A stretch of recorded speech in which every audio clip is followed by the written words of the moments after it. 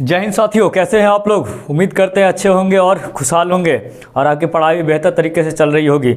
हम लोगों ने लास्ट वीडियो में डिस्कस किया था मोहम्मद गौरी के बारे में और उसका कार्यकाल को समाप्त करते हुए हम लोग उसके आगे अब बढ़ने का प्रयास करेंगे। जैसे कि अगला टॉपिक हम लोग पढ़ना तो था राजपूत शासकों के बारे में, लेकिन उस टॉपिक को इस टॉपिक के बाद हम लोग डील करेंगे, ठीक है।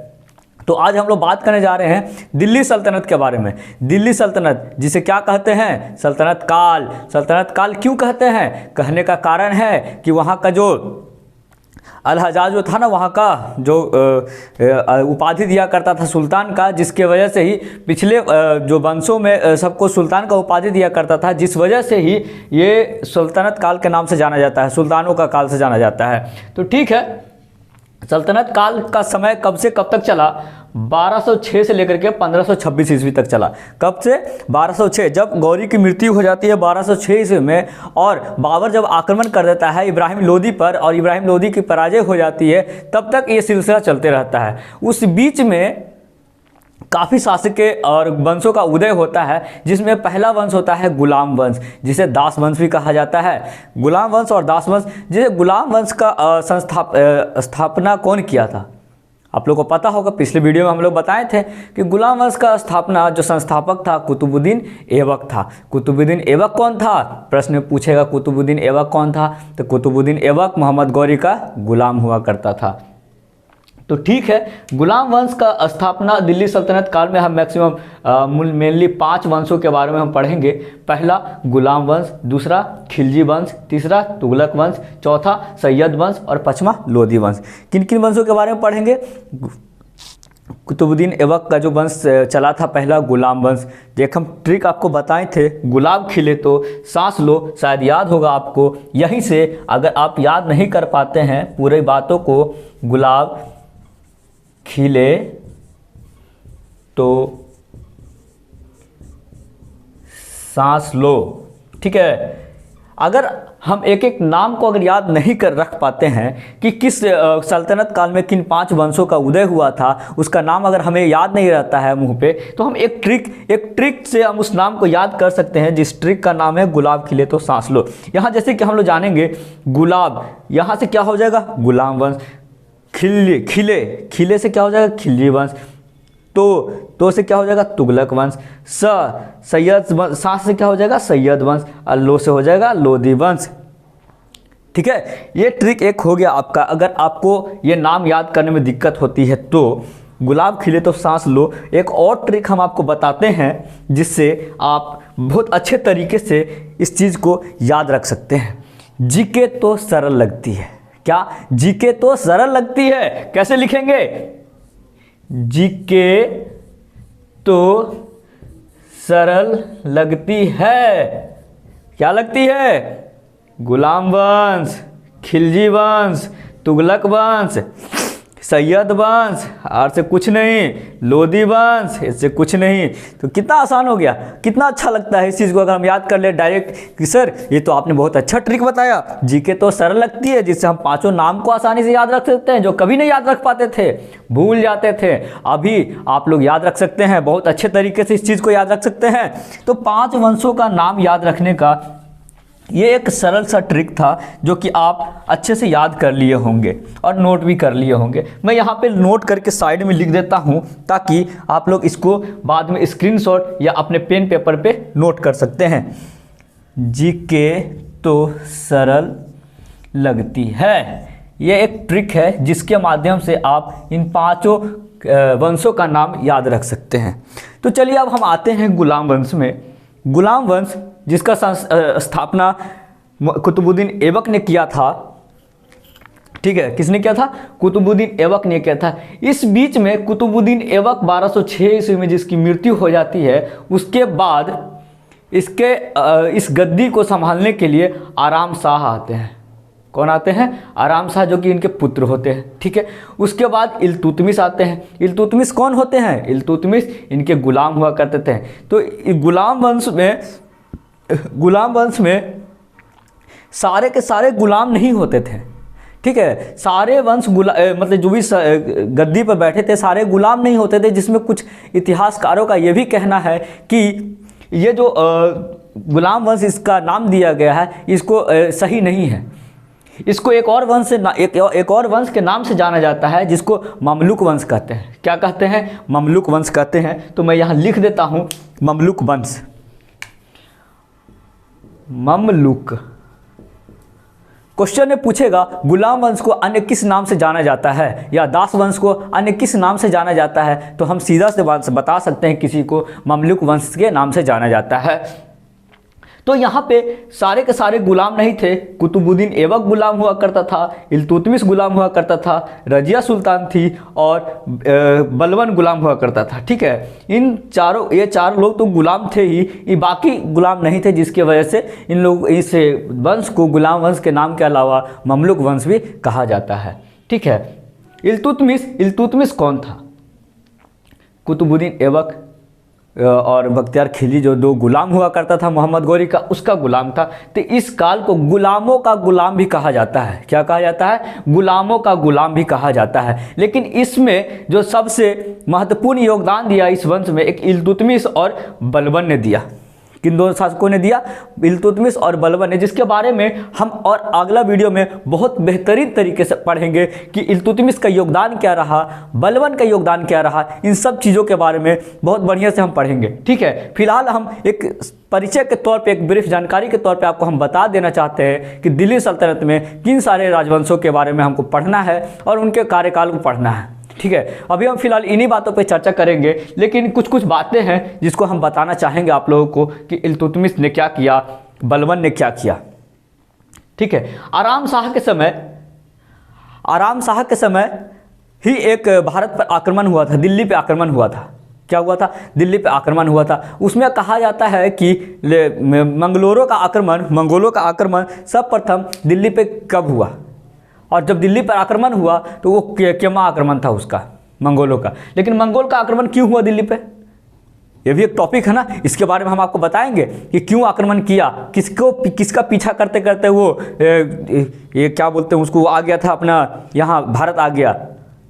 इस सब चीज़ों के बारे में बात करेंगे अगला टॉपिक में, लेकिन इस टॉपिक में हम सिर्फ आपको डिटेल दे रहे हैं। ठीक है, तो दिल्ली पे आक्रमण कब किया मंगोलों ने? मंगोलों का दिल्ली पर केमा आक्रमण था। इल्तुतमिश के समय कौन सा आक्रमण हुआ? भारत पर केमा आक्रमण था। इन सब चीज़ों के बारे में हम बात करेंगे। फिलहाल हम आपको ब्रीफ जानकारी दे देना चाहते हैं कि इल्तुतमिश के बाद रुकनुद्दीन फिरोज शाह जो 1236 ईस्वी में गद्दी पर बैठा, उसके बाद रजिया सुल्तान जो एक महिला शासिका थी, इनके बारे में भी हमको पढ़ने को मिलेगा। किस में? गुलाम वंश में। इनसे भी प्रश्न काफ़ी पूछे जाते हैं, इनके बारे में भी हम पढ़ेंगे गुलाम वंश में अगले वीडियो में, जिसमें बताएंगे कि रजिया सुल्तान का क्या योगदान रहा महिला शासिका होने के साथ साथ, और बलबन जो कि शायद आपको पता होगा, बलबन नहीं पता, नाम तो सुने ही होंगे बलबन का योगदान क्या रहा? रक्त एवं लौह की नीति अपनाने वाला शासक कौन? बलबन। 2.5 दिन का झोपड़ा बनाने वाला कुतुबुद्दीन ऐबक। 2.5 दिन का झोपड़ा, वैसे झोपड़ा नहीं था वो।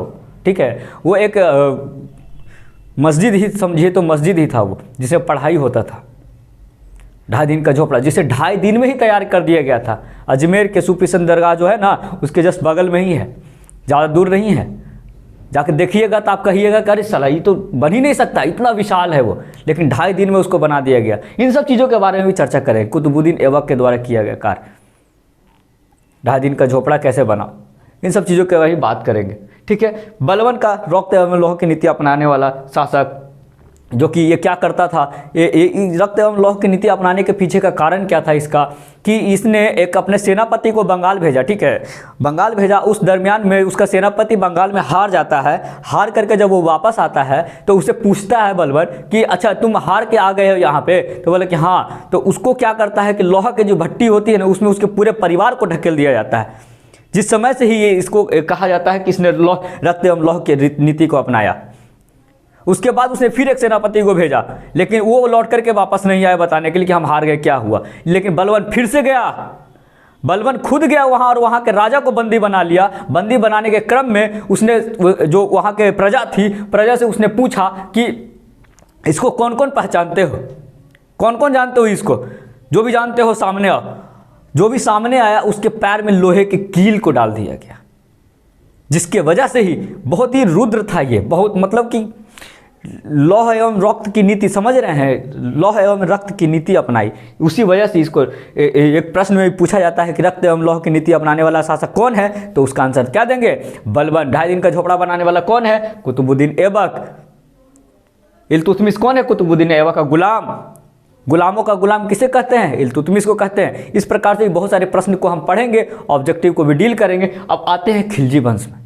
यहाँ पे मेनली तो ये इन्हीं शासकों का शासन रहा, लेकिन इसमें 3 तरह के शासन हुए। पहला कुतुबुद्दीन ऐबक, आराम शाह इल्तुतमिश, फिर दूसरा यहाँ से यहाँ, फिर बलबन से लेकर के यहाँ, 3 तरह के शासन हुए। पहला कुतुबुद्दीन वंश, कुतुबुद्दू वंश चला आएगा, कुतुबुद्दू वंश, फिर शमशुआ वंश, फिर चला आपका बलबन वंश। 3 तरह के वंशेज चले थे इसमें, जिसकी वजह से इसे मामलुक वंश का नाम दिया जाता है। क्या दिया जाता है, मामलुक वंश का नाम दिया जाता है। इसके बाद क्यूमर्स के बाद खिलजी वंश की स्थापना हुई। कब, 1290 से 1320 ईस्वी तक चला, जो कि कहा जाता है कि सबसे छोटा कार्यकाल किसी वंश का रहा है तो वो इसी का रहा है, ठीक है।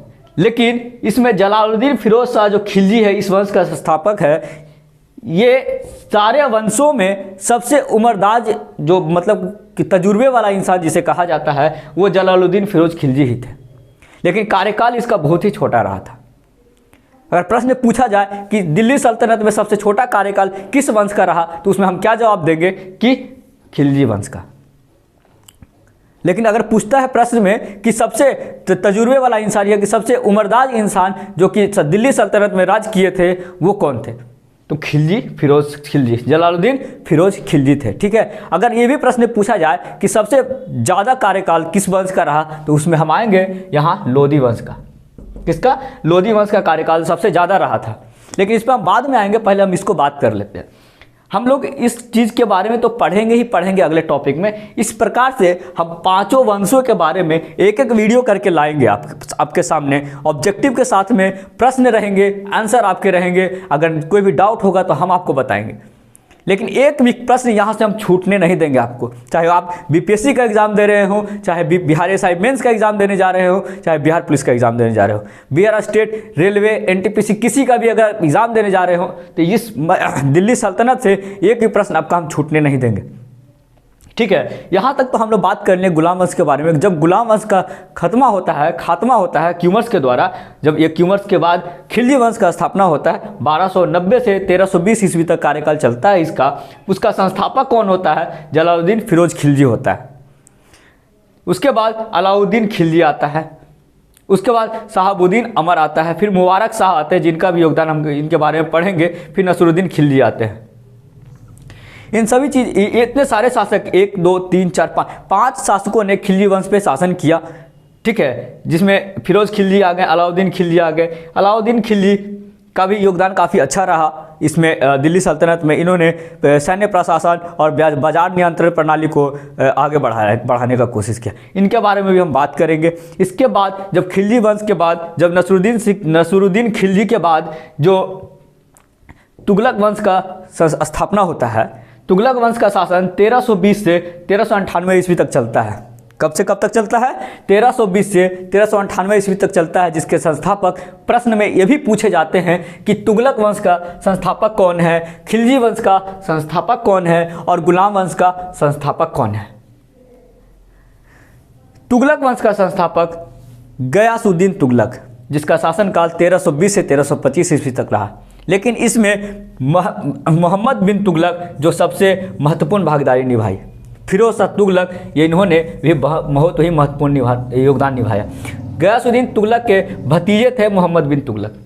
कौन थे, भतीजे थे मोहम्मद बिन तुगलक। ये बहुत ही, इन सारी वंशों में सबसे योग्य, सबसे पढ़े लिखे राजा यही थे। कौन थे, मोहम्मद बिन तुगलक, सबसे पढ़े लिखे थे ये। लेकिन पढ़े लिखे होने के बावजूद, मतलब कि योग्य होने के बावजूद भी एक भी आक्रमण में इन्होंने सफलता नहीं पाई। दिल्ली से देवरा तक राजधानी को परिवर्तित करने का प्रयास किया, लेकिन वो भी असफल रहा। योग्य होने के बाद भी कभी भी ये सफलता प्राप्त नहीं किए किसी भी आक्रमण में। इनके बारे में भी हम बात करेंगे जब हम तुगलक वंश के बारे में पढ़ाएंगे आपको नेक्स्ट वीडियो में जब हम लाएंगे। पहले गुलाम वंश के बारे में आपको पढ़ाएंगे, जिसमें अभी हमने आपको इसमें बख्तियार खिलजी के बारे में भी जिक्र नहीं किया है। हम बताएंगे जब हम गुलाम वंश को स्पेशली टॉपिक लेकर के आएंगे तो ठीक है। मोहम्मद बिन तुगलक पढ़े लिखे होने के बावजूद, मतलब योग्य होने के और शिक्षित होने के, पूरा सल्तनत काल में भी योग्य और शिक्षित होने के बावजूद भी इन्होंने जितने भी आक्रमण किए उसमें असफलता प्राप्त किया। उसके बाद फिरोज शाह तुगलक ने कमान संभाला गद्दी का। फिर नसरुद्दीन मोहम्मद तुगलक अंतिम शासक हुए तुगलक वंश के। कब से कब तक रहे? 1398 तक रहे। ठीक है, 1398 तक नसरुद्दीन मोहम्मद तुगलक अंतिम शासक रहे। इसी बीच में तैमूरों ने आक्रमण किया था। तैमूरों के आक्रमण करने के बाद सैयद वंश का स्थापना हो गया। बुरी तरह से पराजय हुई इनकी और सैयद वंश जो कि उभर करके आया, जिसके संस्थापक खिज्र खां हुए। कौन हुए? खिज्र खां हुए। खिज्र खां के बाद मुबारक शाह यहाँ पर गद्दी संभाले। फिर मोहम्मद शाह, जिसे रंगीला बादशाह के नाम से जाना जाता है, उनका भी योगदान सैयद वंश में ही रहा है। कहाँ रहा है? सैयद वंश में ही रहा है। तो फिर हम इन सभी शासन करने वाले राजाओं के बारे में बात करेंगे कि हमारे भारत में दिल्ली सल्तनत काल में किस तरीके से दिल्ली की गद्दी पर बैठ करके कितने वंशों का उदय हुआ और कितनों वंशों तक चला ये। ठीक है, मोहम्मद शाह, जिसे रंगीला बादशाह के नाम से जाना जाता है, उसके बाद अलाउद्दीन आलम शाह।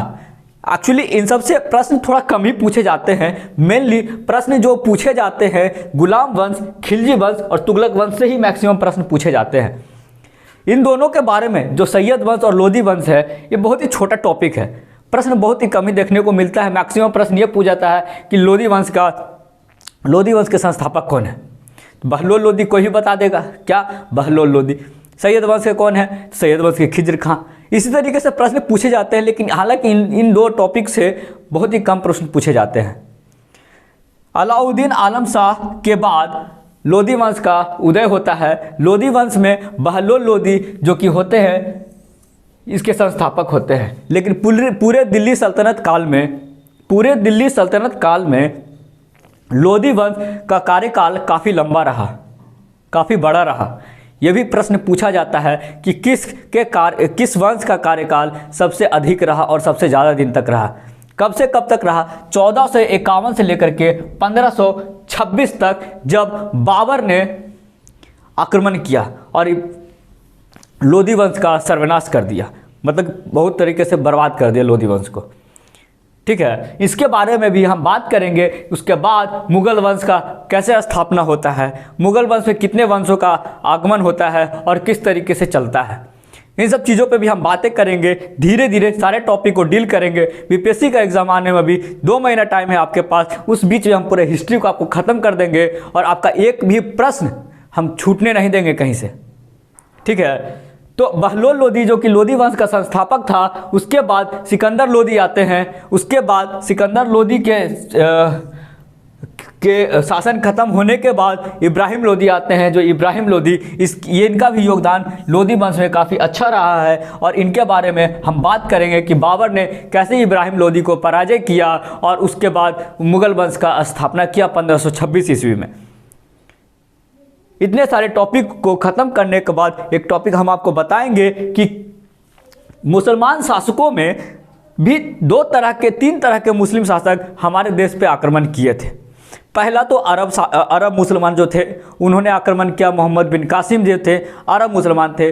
दूसरा, जो गुलाम वंश के संस्थापक थे, वो तुर्क वंश से बिलोंग करते थे, तुर्क मुसलमान से बिलोंग करते थे। यानी कि जो तुर्क गौरी जो था वो तुर्क मुसलमान था और गौरी का गुलाम, ये सारे गुलाम वंशज थे जो कि तुर्क मुसलमान से बिलोंग करते थे। वहीं यहाँ सैयद वंश तक तो तुर्क मुसलमानों का राज चला। साथ साथ में ये जो लोदी वंश आए, ये अफगान मुस्लिम थे। यानी कि हम यहाँ पे 3 तरह के मुसलमानों के अब तक में हमने पढ़ाई किया और आगे पढ़ेंगे। एक टॉपिक है जो कि लोदी वंश जो अफगान मुसलमान है, उसके बारे में बात करेंगे। फिलहाल हम बताते हैं कि 3 तरह के मुसलमान, एक अरबी मुसलमान थे, एक अरबी मुसलमान आए, जो भारत पे तीन तरह मतलब कि तीन रास्तों से आगमन के चार भारत में विदेश यानी कि अफगान से आने का जो चार रास्ता था, चारों रास्ता का प्रयोग किया, जो कि पांच समुद्री रास्ते थे और एक लैंड का रास्ता था। इन चारों रास्तों को पार करके भारत में आक्रमण किया अरबों ने, अरब मुसलमान ने। फिर तुर्क मुसलमानों ने सेम प्रक्रिया अपनाई, उसके बाद अफगान आए। इनके बारे में हम बात करेंगे अगले वीडियो में, लेकिन फिलहाल हम लोग बात कर रहे हैं गुलाम वंश के बारे में, खिलजी वंश के बारे में, तुगलक। मेनली प्रश्न जो भी पूछे जाएंगे इन 300 से ज़्यादा पूछे जाएंगे। ठीक है, एक मिनट।